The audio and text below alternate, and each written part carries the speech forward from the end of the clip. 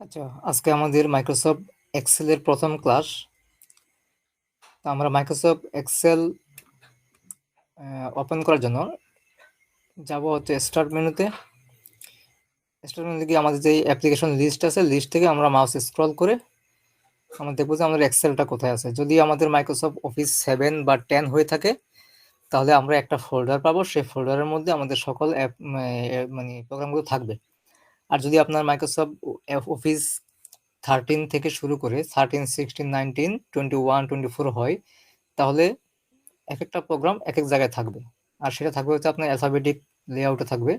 তো আমরা দিয়ে আমাদের এখানে এক্সেলটা দেখতে পাচ্ছি। আমরা যদি এখানে মাউসে ক্লিক করি, আমাদের এক্সেলটা ওপেন হয়ে যাবে। তো আমার এখানে সরাসরি মানে এক্সেল যেই পেজটা মানে শিটটা ওপেন হয়ে গেল। আপনার বেলায় সেটা সরাসরি ওপেন নাও হতে পারে। আপনার বেলায় যেটা হবে, মানে একটা এই ধরনের একটা লেআউট আসবে। এটাকে বলা হয় মানে স্টার্ট পেজ। মানে আপনি যখন একটা অ্যাপ্লিকেশন রান করবেন, তো তার একটা প্রথম মানে একটা ইন্টারফেস দেখাবে। সেটা হচ্ছে এক্সেল হোক, মাইক্রোসফট ওয়ার্ড হোক এবং পাওয়ার পয়েন্ট যেটাই হোক, আপনাকে কিছু টেমপ্লেট দেখাবে। এগুলোকে বলা হয় টেমপ্লেট। ঠিক আছে? তো আমরা টেমপ্লেটে যাচ্ছি না, আমরা সরাসরি আমরা দেখতে পাচ্ছি এখানে লেখা আছে ব্ল্যাঙ্ক ওয়ার্ড বুক। আমরা যদি এখানে খেয়াল করি, আমাদের এটা হচ্ছে ব্ল্যাঙ্ক ওয়ার্ড বুক। ঠিক আছে? এবং আমরা এখানে দেখতে পাচ্ছি লেখা আছে ব্ল্যাঙ্ক ওয়ার্কবুক। ওয়ার্কবুক এটা মূলত এই কথাটা হচ্ছে ওয়ার্ক, যদি আমরা ভেঙে ভেঙে বলি, ওয়ার্ক মানে কাজ করা, বুক মানে বই। আমরা যে বইতে কাজ করবো সেটা হচ্ছে ওয়ার্ক বুক। আর যখন আমরা এখানে ক্লিক করব, আমাদের এখানে আমরা এখন যে লেআউটটা দেখতে পাচ্ছি, এটা কিন্তু বুক না। একটা বইয়ে যেমন অনেকগুলা পৃষ্ঠা থাকে, তা আমাদের এই এক্সেলটা ওপেন করার পর যদি আমরা এখানে একটা লেখা দেখতে পাচ্ছি শিট। ঠিক আছে? এখানে লেখা আছে শিট 1 এবং পাশে আছে প্লাস একটা চিহ্ন আছে। আমরা আমাদের কাজের প্রয়োজনে যখন আমরা এখানে প্লাস আইকনে ক্লিক করে আরো কিছু শিট নিব, আমরা এখন দেখতে পাচ্ছি sheet 1, sheet 2, sheet 3, sheet 4, sheet 5। এরকম আমাদের এখানে 5টা শিট আছে। মানে আমি যদি বইয়ের কথা চিন্তা করি, তাহলে আমার এখানে 5টা পৃষ্ঠা আছে। তো একটা শিটেও একটা বই হতে পারে, আবার আপনার একাধিক শিটেও একটা বই বা বুক হতে পারে। সেটা আপনি যখন অ্যাডভান্স কোনো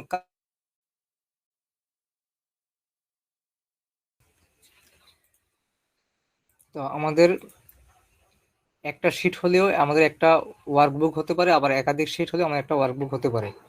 যখন এটা আমরা এই ফাইলটাকে আমরা সেভ করব, সেভ করার পরে এটা আমাদের ওয়ার্কবুক হিসেবে সেভ হয়ে যাবে। ঠিক আছে? তা আমরা এখন আমাদের এক্সেলটা ওপেন করলাম। আমরা এখন এখানে কিছু বিষয় দেখে নিব। আমাদের এই লেআউটটা, এক্সেলের যে লেআউটটা আমরা দেখতে পাচ্ছি, এটা আমরা এটার সাথে একটু পরিচিত হব। তা আমরা মাইক্রোসফট ওয়ার্ডে যেমন আমরা দেখলাম যে উপরে যেই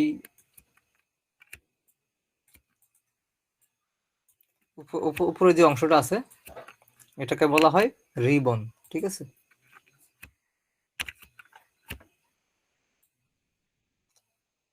এই অংশটাকে বলা হয় রিবন। আমরা মাইক্রোসফট ওয়ার্ডে মানে জানতে পারলাম যে এটাকে বলা হয় রিবন। আর এখানে রিবনের মধ্যে আমাদের এখানে যেটা আছে টাইটেল বার, তারপর এটা হচ্ছে আমাদের কুইক অ্যাক্সেস টুল বার, তারপর আমাদের ডান দিকে আছে উইন্ডো কন্ট্রোলার। ঠিক আছে? তা আমাদের রিবনের মধ্যে এখানে এই যে আমরা কিছু লেখা দেখতে পাচ্ছি, যেগুলো এগুলো হচ্ছে আমাদের ট্যাব অথবা মেনু বার। ঠিক আছে? এখানে আছে file menu, home, insert, page layout. আমার মাইক্রোসফট ওয়ার্ডে দেখতে পাচ্ছি যে এখানে ছিল লেআউট লেখা ছিল, আর এক্সেলে আছে পেজ লেআউট। ঠিক আছে? Page layout. তারপরে মাইক্রোসফট ওয়ার্ডের সাথে এখানে একটু ডিফারেন্স আছে। এখানে আসছে ফর্মুলা ট্যাব আসছে, তারপর ডেটা ট্যাব আসছে। যেখানে আপনার মাইক্রোসফট ওয়ার্ডে এখানে ছিল হচ্ছে রেফারেন্স ছিল, রেফারেন্স, তারপরে মেইল, মেইল মার্জ এসব ছিল। কিন্তু এখানে আসছে ফর্মুলা, ডেটা, এগুলো আসছে। হ্যাঁ, তারপরে রিভিউ, ভিউ এগুলো মাইক্রোসফট ওয়ার্ডে আমরা দেখতে পাচ্ছিলাম।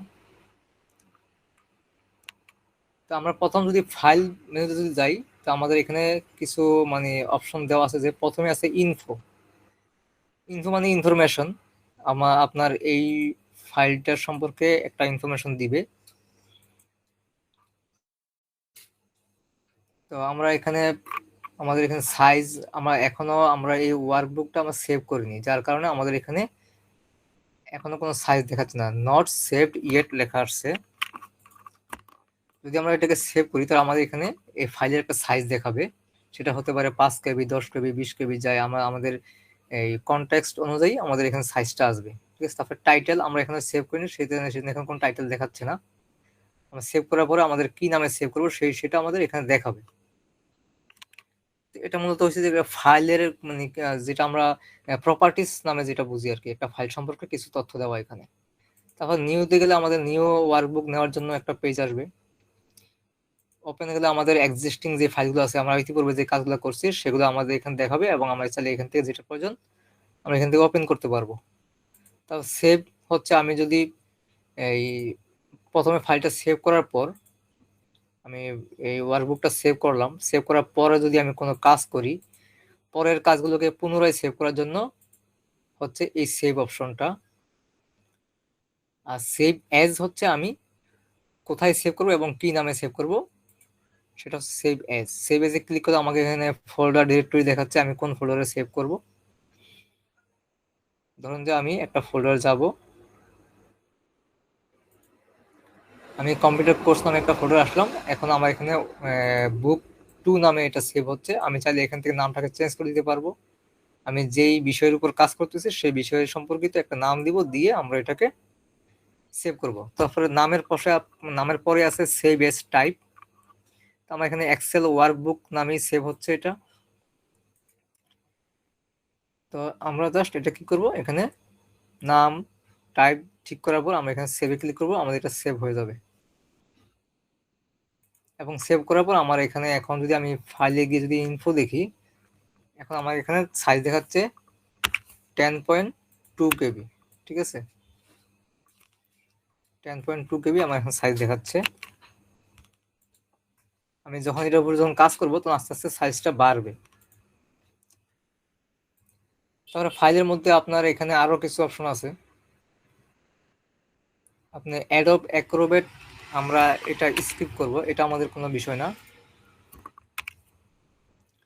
এটা হয়তো বা সবার থাকবে না। অ্যাডোব অ্যাক্রোবেট এবং সেভ টু টেরাবক্স, এটা এটা আমাদের লিস্ট মানে আলোচনার বাহিরে, এটা এখানে থাকে না। এটা যখন আপনি অ্যাডোব অ্যাক্রোবেট ইনস্টল করবেন তখন এই অপশনগুলো আসবে, সাধারণত এগুলা থাকে না।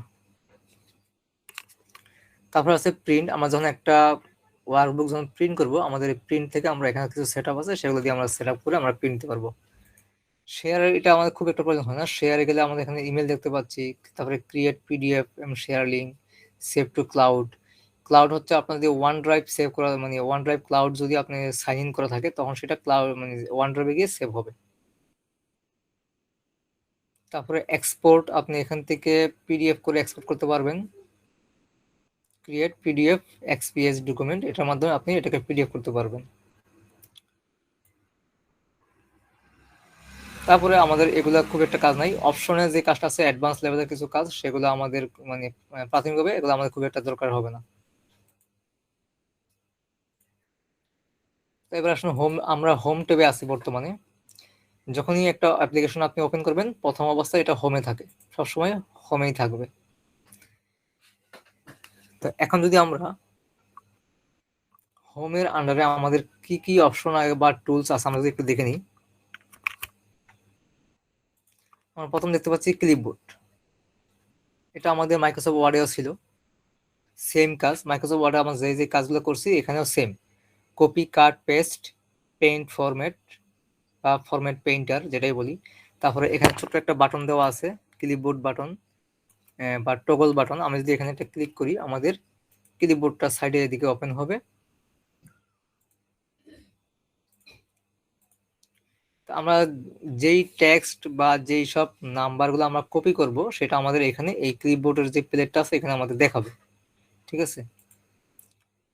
তো কিবোর্ডের কপি কাট পেস্ট আমরা ইতিপূর্বে দেখছি মাইক্রোসফট ওয়ার্ডে, এখানে নতুন করে আর দেখার মতো কিছু নেই। আমরা যখন কাজ করবো তখন আমরা দেখতে পারবো প্র্যাকটিক্যালি।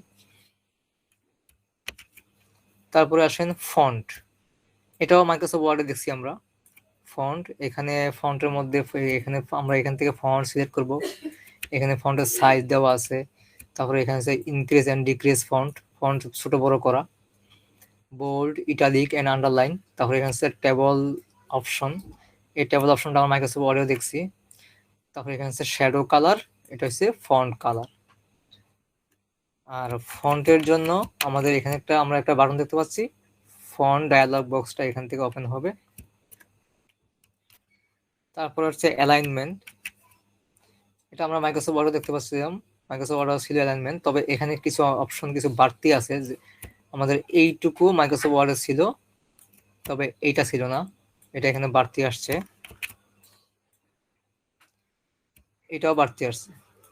আমাদের মাইক্রোসফট ওয়ার্ডে ছিল হচ্ছে left, centre, right and justify.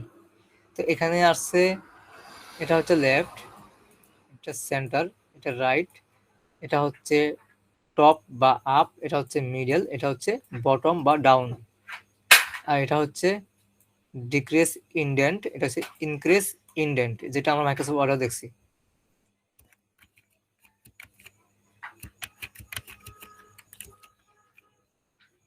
তারপরে এখানে বাড়তি যে অপশনগুলো আসছে, এটা হচ্ছে রেপ টেক্সট, এটা হচ্ছে মার্জিন সেন্টার।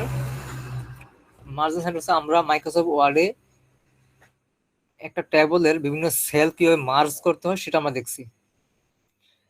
হ্যাঁ, তো এখানেও সেই প্রায় অনেকটা কাছাকাছি এই বিষয়গুলো মার্জ করা। আমার এখানে আমরা যে সেলগুলো দেখতে পাচ্ছি, এই যে এখানে কিছু সেল আছে, হ্যাঁ, আমরা সেল কি ইতিপূর্বে কিন্তু জানছি মাইক্রোসফট ওয়ার্ডে, আমরা এখানে আরো জানবো। এই সেলগুলোকে, একাধিক সেলকে একত্রিত করাই হচ্ছে মার্জের কাজ। মার্জ এন্ড সেন্টার মানে আমার লেখাটা সেন্টার থেকে হবে। তারপরে এখানে কিছু বাড়তি অপশন আসছে, নাম্বার, নাম্বার গ্রুপ, এখান থেকে আমরা বিভিন্ন ধরনের নাম্বার ফরম্যাট আমরা এখান থেকে নিব। তারপরে এখানে আসছে কিছু conditional formatting, format as table, তারপরে আসছে স্টাইল, এটা মূলত টেবলের স্টাইল। ঠিক আছে, আমরা যখন একটা টেবল ক্রিয়েট করব তখন সেটা একটা স্টাইল এখানে আসবে। তারপরে আছে এখানে আছে সেলস, যেহেতু আমাদের এখানে প্রত্যেকটা সেল নিয়ে আমরা কাজ করবো, তাহলে সেলের একটা গ্রুপ অবশ্যই থাকতে হবে। তো এখানে আছে ইনসার্ট, ডিলিট, ফরম্যাট। ইনসার্ট মানে আমাদের সেল ইনসার্ট করবো আমরা এখান থেকে, সেটা হতে পারে কলাম ইনসার্ট বা এই রো ইনসার্ট। তারপরে ডিলিট করবো আমরা সেল ডিলিট বা কলাম ডিলিট অথবা রো ডিলিট। তারপরে আছে ফরম্যাট, সেটা হতে পারে সেল ফরম্যাট বা কলাম ফরম্যাট বা রো ফরম্যাট, যে মানে মুক্ত সেল সম্পর্কিত সকল অ্যাকশনগুলো আমরা এখান থেকে করব। ঠিক আছে, তারপরে এখানে আছে আমরা দেখতে পাচ্ছি এডিটিং।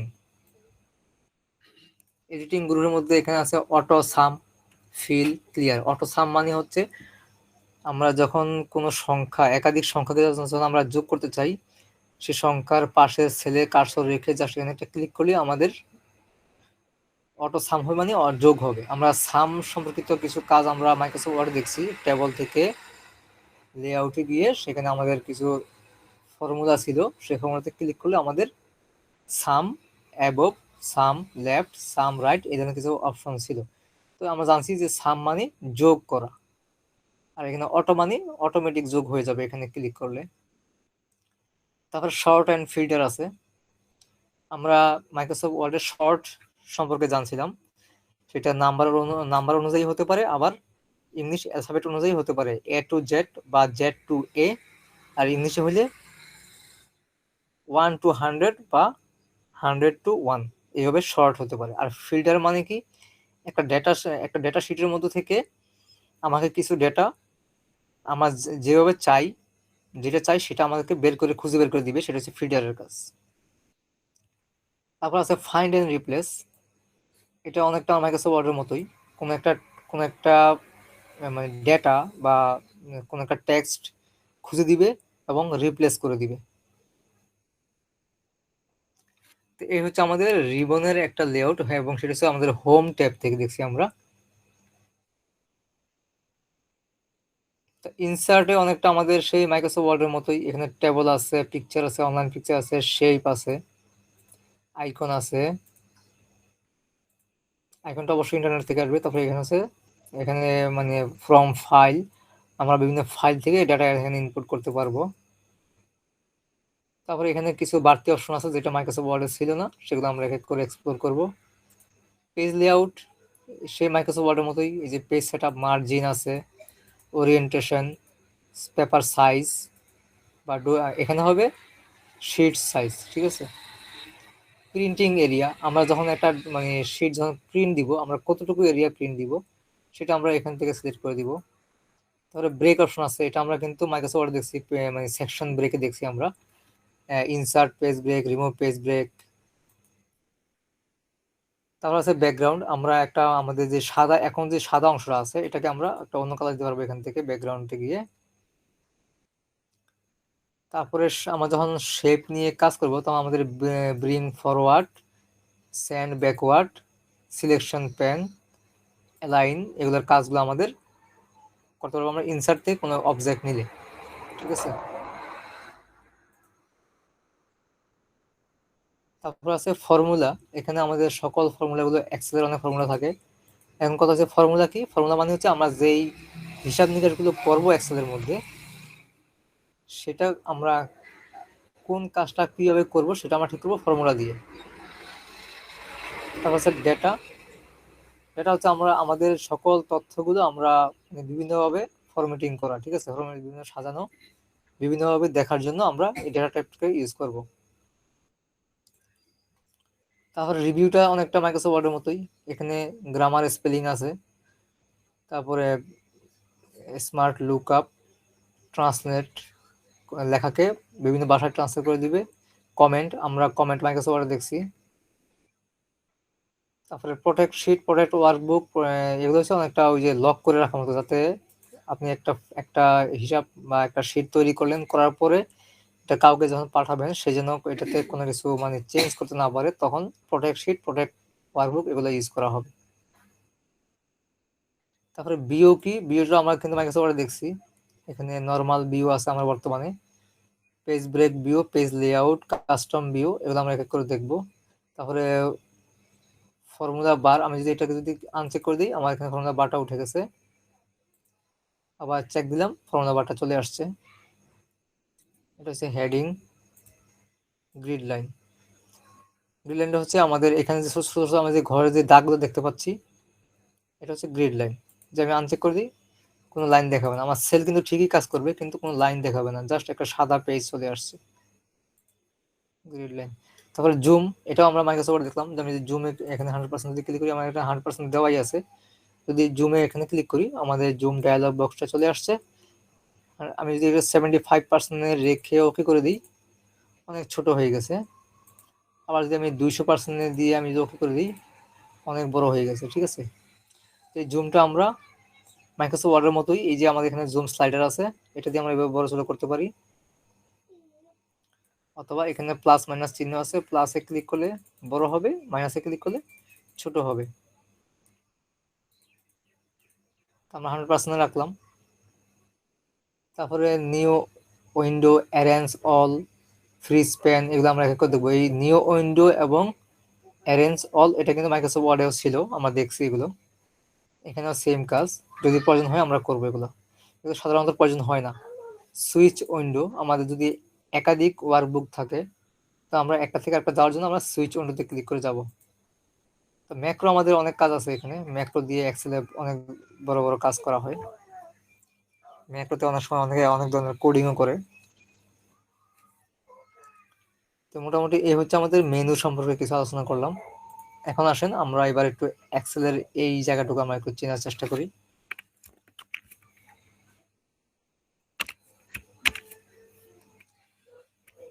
আমাদের, আমরা যদি এখানে যদি একটু খেয়াল করি,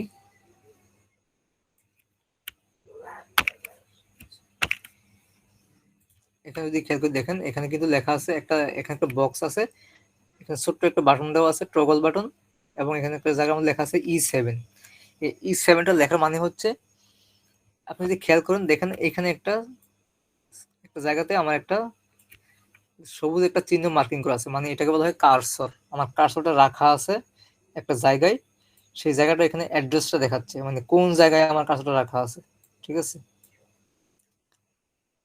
এটাকে নেম বক্স বা অ্যাড্রেস বক্সও বলা হয় এই জায়গাটাকে। আপনার কার্সরটাকে যেখানে রাখবেন সেই জায়গার নামটা এখানে দেখাবে। তারপরে যদি আমরা দেখতে পাই যে এখানে যেটা আছে লম্বা করে, এটাকে বলা হয় ফর্মুলা বার। ঠিক আছে, এটা বলা হয় ফর্মুলা বার। তারপরে আপনার এখান থেকে আপনার এই যত দূর যায় ডান দিকে বা নিচের দিকে যত যায়, এই পুরোটা হচ্ছে এক্সেল শিট বা স্প্রেড শিট অথবা ওয়ার্কশিট, আমরা যেটাই বলি। সাধারণত সবাই এক্সেল শিট বলেই মানে এটাকে চিনি, এটাকে স্প্রেড শিট বলা যাবে। স্প্রেড কথাটা মানে হচ্ছে যে ছড়িয়ে দেওয়া বা ছড়ানো, সেটা অনেক অনেক বড় হতে পারে, অনেক বিশাল আকারের ছড়ানো, সেটাই হচ্ছে স্প্রেড। তো এটা স্প্রেডশিট বা ওয়ার্কশিট অথবা এক্সেল শিট বলা হয় এটাকে। এটা শিট বলার কারণ হচ্ছে, আমরা মাইক্রোসফট ওয়ার্ডে যখন কাজ করছি, আমাদের এই এক একটা পেজের মতো হচ্ছে এখানে এক একটা সেল।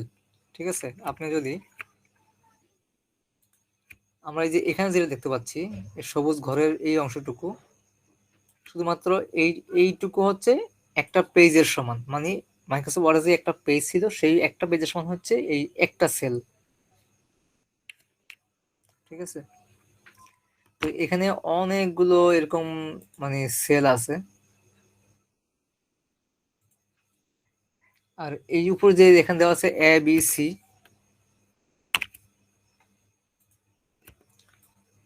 এগুলো হচ্ছে যে আপনার প্রত্যেকটা কলামের এক একটা নাম। ঠিক আছে, এটা হচ্ছে এ কলাম, এটা হচ্ছে বি কলাম, এটা হচ্ছে সি কলাম, এটা হচ্ছে ডি, এভাবে করে প্রত্যেকটা কলামের নাম দেওয়া হচ্ছে, এগুলো কলামের টাইটেল। ঠিক আছে, তারপরে আপনি এদিকে 1 2 দেখতে পাচ্ছি, এগুলো হচ্ছে রো এর নাম্বার। এটা হচ্ছে 1 নাম্বার রো, এটা 2 নাম্বার রো, এটা 3 নাম্বার রো, এটা 4 নাম্বার রো, এভাবে করে এখানে অনেকগুলো রো আছে।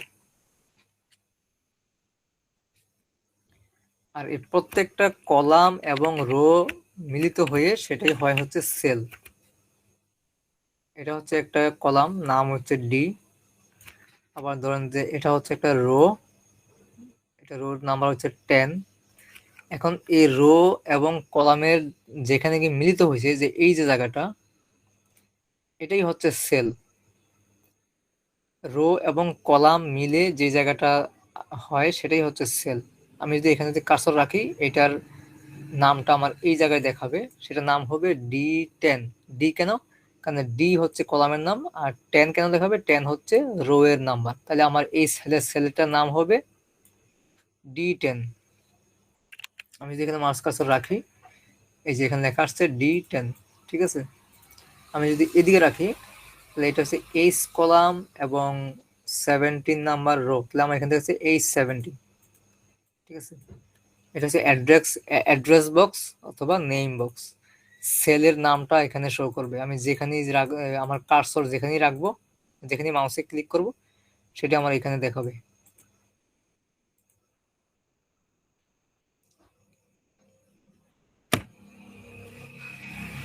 তাহলে এই হচ্ছে আমাদের একটা এক্সেলের ইন্টারফেস। আর শিট নিয়ে তো বললাম, এখানে আমাদের কাজের প্রয়োজনে আমরা এখানে যতটুকু প্রয়োজন আমরা এখান থেকে শিট নিতে পারবো, জাস্ট এই প্লাসে ক্লিক করলেই আমাদের শিট চলে আসবে। ঠিক আছে, এখন একটা জিনিস আমরা খেয়াল করি, আমার এখানে শিট 1 এর পরে শিট 2 থাকার কথা, কিন্তু এখানে আমি দেখতে শিট 6। কারণ আমি এই আমার যখন প্লাস করলাম, আমার শিট 1 থেকে আমি প্লাস করছি, যার কারণে আমার 1 এর পরে 6 চলে আসছে। এখন যদি আমি ঠিক করতে চাই, আমি 6টাকে ধরে এবার টেনে 5 এর পরে নিয়ে দিব, তারপর আবার 7টাকে ধরে এবার টেনে 6 এর পরে নিয়ে দিব, এবং 8টাকে ধরে টেনে 7 এর পরে এবার বসা দিব। এখন কিন্তু সিরিয়াল মিলে গেছে। ঠিক আছে, জাস্ট মাউসে ক্লিক করে ড্র্যাগ করে বসে দিলে হয়ে যাবে।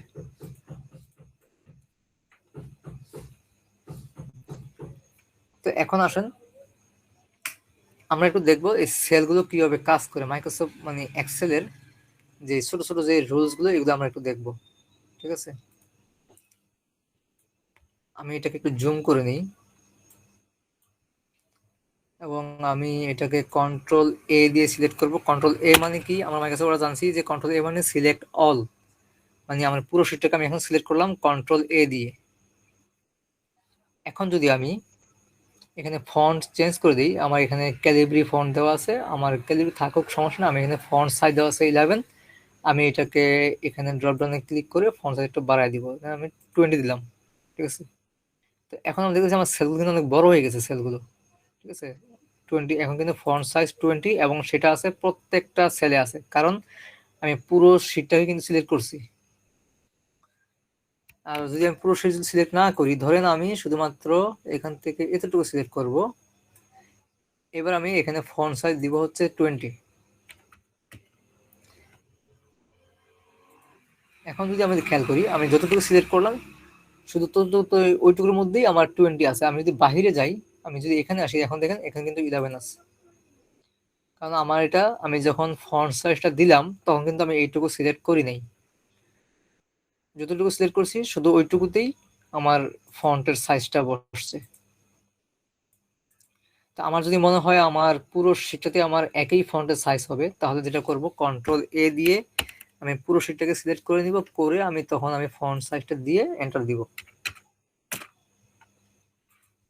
এখন আমি যেখানেই যাই আমার কিন্তু এখন ফন্ট সাইজ 20 দেখাবে, আমি যেখানেই যাই।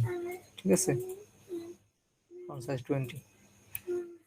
একইভাবে আমি যদি ফন্ট চেঞ্জ করতে চাই, আমি যদি চাই যে আমার পুরো শীটে একই ফন্ট থাকবে, তাহলে সেক্ষেত্রে কন্ট্রোল এ দিয়ে পুরো শীটটাকে সিলেক্ট করে নিব, সিলেক্ট করে ফন্টে এসে আমি যেটা দিতে চাই এখানে স্লাইডার আছে, ধরে আমি নিচের দিকে নামাই দিব, টান দিব, মাউসে ড্র্যাগ করে নিচে নামাবো, ধরেন আমি দিব হচ্ছে টাইমস নিউ রোমান। ঠিক আছে, এই যে টাইমস নিউ রোমান, এখানে ক্লিক করলাম। এখন আমি যেই সেলে যাব আমার কিন্তু টাইমস নিউ রোমানই থাকবে। আর যদি ধরুন আমি শুধুমাত্র এতটুকুতে আমি ফন্টটা দিব,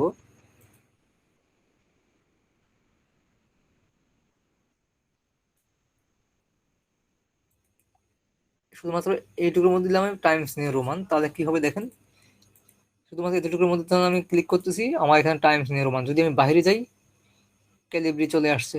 ঠিক আছে, কারণ কেন, আমি এখানে সিলেক্ট না করে শুধুমাত্র এতটুকুতে আমি ফন্ট নিয়েছি, আর এটাতে আমি কোনো ফন্ট দেই নেই, যার কারণে এখানে কোনো কাজ হবে না। আমরা যেটা বুঝলাম যে আমার শুধুমাত্র এই একটা সেল হচ্ছে মাইক্রোসফট ওয়ার্ডের একটা পেজের মতো, আমি যতটুকু সিলেক্ট করব শুধু শুধু ওইটুকুর মধ্যেই কাজটা হবে, এর বাইরে আপনি, আমরা মাইক্রোসফট ওয়ার্ডে যখন কাজ করছি একটা পেজে আমাদের থাকা অবস্থায় যখন আমরা ফন্ট চেঞ্জ করলাম পুরো ডকুমেন্টটাই কিন্তু ওই ফন্টেই হয়ে যেত, কিন্তু এখানে কিন্তু সেটা হবে না। এখানে আপনাকে যদি আপনি পুরো শিটে যদি কাজটা করতে চান তাহলে পুরো শিটটাকে সিলেক্ট করতে হবে কন্ট্রোল এ, তারপরে আপনাকে ফন্ট দিতে হবে বা সাইজ দিতে হবে, যেটা দিতে হবে দিয়ে দিবেন।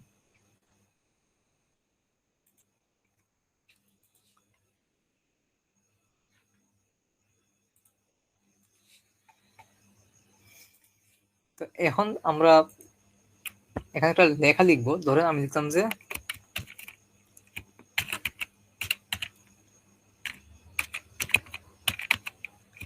আমি লিখলাম বাংলাদেশ।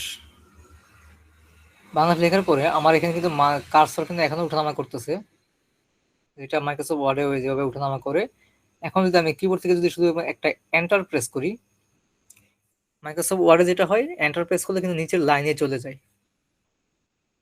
একটা লাইন লেখার পরে যদি আমরা কিবোর্ড থেকে এন্টার দিই কি হয়, নিচের লাইনে যাবে, কিন্তু এখানে কিন্তু নিচের লাইনে যাবে না, এখানে আমার লেখাটা এতটুকুতে শেষ হয়ে নিচের সেলে কার্সর চলে যাবে। আমি যদি কিবোর্ড থেকে এন্টার দিই নিচের সেলে চলে আসছে। ঠিক আছে, এখন যদি আমি কিছু লিখি এই লেখাটা কিন্তু এটার সাথে কোনো সম্পর্ক থাকবে না, এটা একটা ভিন্ন একটা লেখা হবে। আবার দেখেন আমার এখানে সেল হচ্ছে শুধুমাত্র এইটুকু,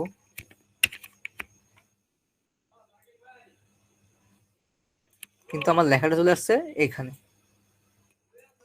মনে হচ্ছে সি কলামে চলে আসছে, এক্স্যাক্টলি কিন্তু এটা সি কলামে না, এটা কিন্তু বি কলামের মধ্যে আছে লেখাটা, এবং 2 নাম্বার রোতে আছে। সেটা আমরা কিভাবে বুঝবো? এখন আমরা এখানে এখানে যখন লিখলাম বাংলাদেশ, আমি সি কলামে এসে যদি আমি এই যে এই জায়গায় যদি একটা লেখা লিখে দিই, আমি লিখতে মনে করি ঢাকা, ঢাকা লিখে আমি যদি কিবোর্ড থেকে এন্টার দিই, এখন যেটা হয়েছে দেখেন, বাংলাদেশের এখানে যেটুকু লেখা ছিল এটা কিন্তু লেখাটা কিন্তু মুছে গেছে। আসলে মুছে নাই, এটা আমার এই সেলের ভিতরে ঢুকে গেছে। ঠিক আছে, আমি যদি সেলটাকে যদি আমি বড় করে দিই, আমরা এখানে একটা লাইন দেখতে পাচ্ছি না? হ্যাঁ, এই লাইনটাকে, এই যে এখানে এই লাইনটা, ঠিক আছে, এই লাইনটাকে আমি যদি এই মাউস দিয়ে ড্র্যাগ করে দিয়ে ডান দিকে সরায় দিই, তাহলে কি হবে, আমার এই সেলটা অনেক বড় হবে, তখন কিন্তু লেখাটা দেখা যাবে। ঠিক আছে, দেখেন আমি যখনই এখানে মাউস কার্সরটা নিচ্ছি তখন কিন্তু আমার মাউসের কার্সরটা কিন্তু চেঞ্জ হচ্ছে। ঠিক আছে, মাউসের যেই পয়েন্টারটা এটা কিন্তু চেঞ্জ হচ্ছে, যখনই এইভাবে আসলো কালো হয়ে একটা চিহ্নের মতো আসলো, আমি এটাকে জাস্ট মাউসে ক্লিক করে এবার ড্র্যাগ করবো, ডান দিকে সরাই দিব, যতটুকু ইচ্ছা আমি অনেক বড় করতে পারবো, কোনো সমস্যা নেই। এখন অনেক বড় হয়ে গেছে এটা। আবার যদি বেশি বড় মনে হয় আমি এবার এবার আবার বাম দিকে ড্র্যাগ করে এতটুকুতে রেখে দিব। এখন আমার লেখাটা পুরো দেখা যাচ্ছে। কেন দেখা যাচ্ছে? কারণ আমি আমার লেখা অনুযায়ী আমি এটাকে সেলটাকে আমি বড় ছোট করে নিয়েছি। ঠিক আছে, আর এটাকে যতই বড় করি আমার এটা কিন্তু ডান দিকে সরে যাবে। এটার সাথে এটার কোনো সম্পর্ক নাই, এটা সম্পূর্ণ আলাদা একটা লেখা। ঠিক আছে, এটা একটা, এটা একটা। এখন এখানেও আবার কিন্তু আমার যে এ যে লেখাটা এটা কিন্তু ডি তে চলে আসছে। এখন যদি আমি এখানে কিছু লিখি,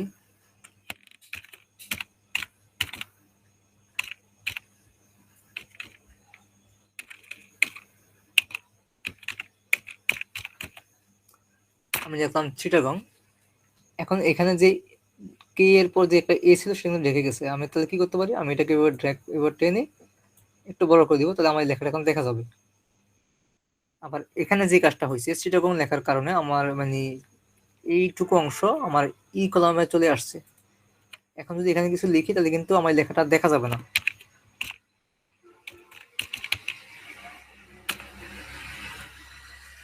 সেম আগের মতো আমি এটাকে আবার ড্র্যাগ করবো এভাবে, এখন কিন্তু লেখাটা দেখা যাচ্ছে।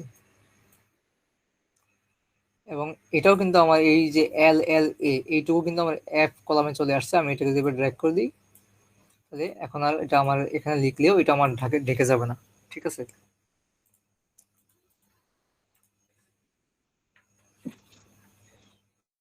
তো এই কাজটা করার জন্য আমরা লেখা অনুযায়ী অটোমেটিক আমাদের এই লাইনটা সরে যাবে, সেটা আমরা এভাবে মাউস দিয়ে ড্র্যাগ করে করতে পারি, তাতে আমাদের কিছুটা সময় লেগে যাবে।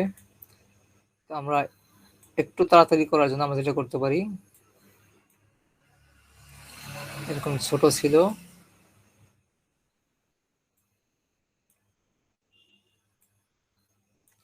আমরা এখানে মাউসের ড্র্যাগ না করে জাস্ট আমাকে মাউসের এখানে একটা আমরা ডাবল ক্লিক করে দিব। ঠিক আছে, ডাবল ক্লিক করলাম, অটোমেটিক এই লেখার যতটুকু প্রয়োজন ততটুকু সে এইটুকুতে বসে গেছে।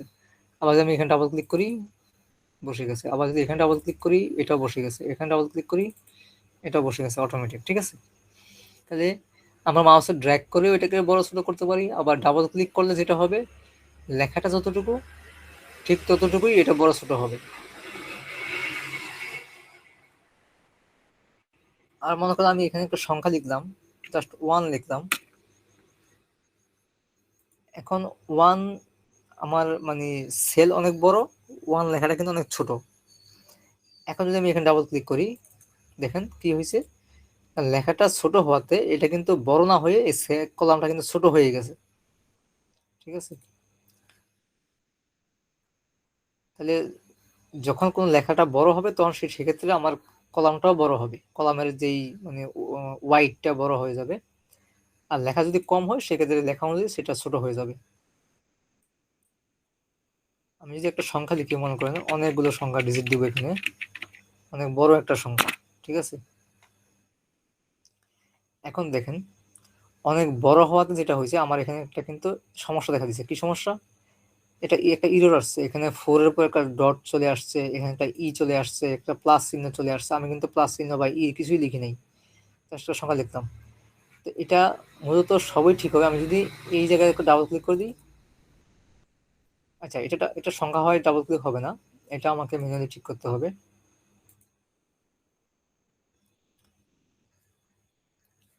আমরা প্রথমে তো তাহলে আমাদের সেলটাকে বড় করে নিতে হবে। এটা বড় করে আমরা সংখ্যাটা লিখবো, যতটুকু বড় করে যখন লিখে আমরা যদি এখন যদি ডাবল ক্লিক করে দিই,